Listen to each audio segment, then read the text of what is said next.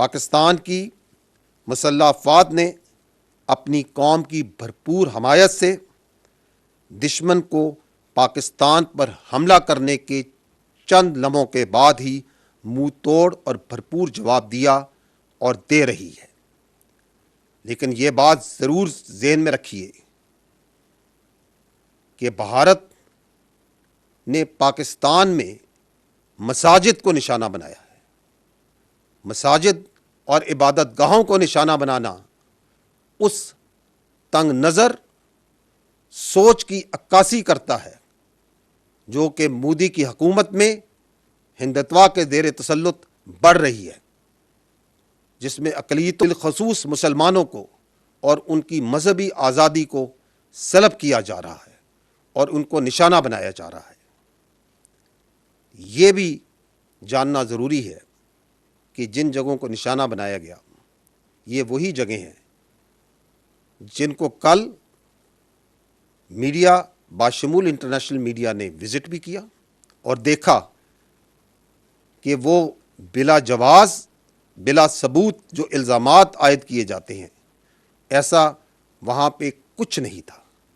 صرف معصوم لوگ سویلینز اور بچے وہاں پہ موجود تھے، فیملیز وہاں پہ موجود تھیں، اور مرید کے اور بہاولپور کا میڈیا باشمول انٹرنیشنل میڈیا کا آج کا وزٹ پہلے سے پلان اور طے شدہ تھا۔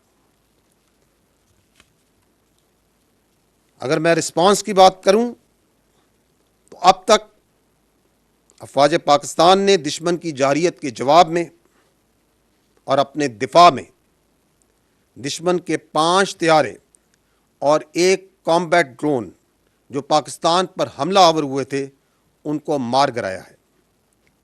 حملہ آور گرائے جانے والوں میں بھارتی فضائیہ کے جنگی طیاروں میں 3 رافیل، 1 MiG 29 اور 1 SU طیارہ شامل ہے۔ اس کے علاوہ ایک ہیرون کامبیٹ ڈرون بھی اس میں شامل ہے۔ یہ جو فضائی ایسٹس گرائے گئے یہ جنرل ایریا بھٹنڈا میں، جموں میں 2 اونتی پور کے علاقے میں، 1 اخنور اور 1 سری نگر کے علاقے میں مار گرایا گیا۔ یہ بتانا انتہائی ضروری ہے کہ پاکستان ایئر فورس نے ان طیاروں کو اس وقت گرایا جب انہوں نے پاکستان کے اوپر حملہ کیا۔ After they have released their weapons, only after that they were engaged and shot at.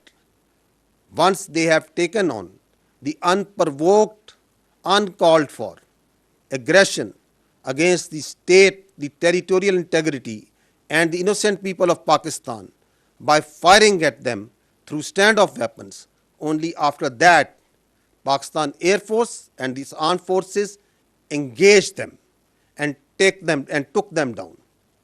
It should also be noted that the Pakistan armed forces could have shot even more than 10 of their aircraft, but we exercised restraint, and at no time any of their aircraft was allowed to enter into Pakistan's airspace, and also at no time none of Pakistan aircraft went into Indian airspace. یہ بھی جاننا ضروری ہے کہ الحمدللہ پاکستان فضائیہ کے تمام طیارے، تمام ایسٹس مکمل طور پر محفوظ ہیں۔ اس فضائی جنگ کے علاوہ دشمن نے لائن آف کنٹرول اور ورکنگ باؤنڈری پر بلا اشتعال گولہ باری اور سیز فائر وائلیشنز شروع کی، جس کا پاکستانی فوج نے دندان شکن جواب دیا اور اس کی متعدد پوسٹوں کو تباہ کیا۔ ان پوسٹوں میں سے، ان انگیجمنٹس میں سے صرف چند ایک کی ویڈیوز میں آپ کے سامنے پیش کروں گا۔ ایک اور افسوسناک عمل اس واقعے میں ہندوستان نے نیلم جیلم ہائیڈرو پاور پروجیکٹ کو، اس میں نوسیری ڈیم کے سٹرکچر کو نشانہ بنایا اور اس کو نقصان پہنچایا۔ ہائیڈرو اسٹرکچرس کو نشانہ بنانا ایک ناقابل قبول اور خطرناک ایسکیلیشن ہے. کیا ہندوستان پاکستان کے عوام کے پانی کو نقصان پہنچانا چاہتا ہے؟ کیا وہ جانتا ہے کہ اس کے کیا کانسیکوینسز ہوں گے؟ اس کا کیا مطلب ہے؟ کیا انٹرنیشنل نارمز اور جنگی قوانین اور روایات اس بات کی اجازت دیتی ہیں کہ آپ کسی اور ملک کے پانی کے ذخائر، ڈیمز اور ہائیڈرو پاور اسٹرکچرز کو نشانہ بنائیں؟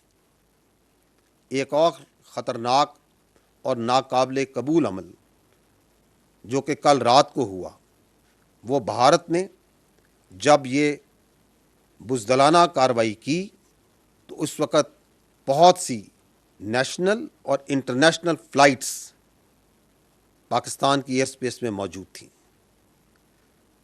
And thousands of civilian passengers' lives were put in grave danger. At that time, there were 57 international flights that were operating inside Pakistan airspace. The consequences of any of them being hit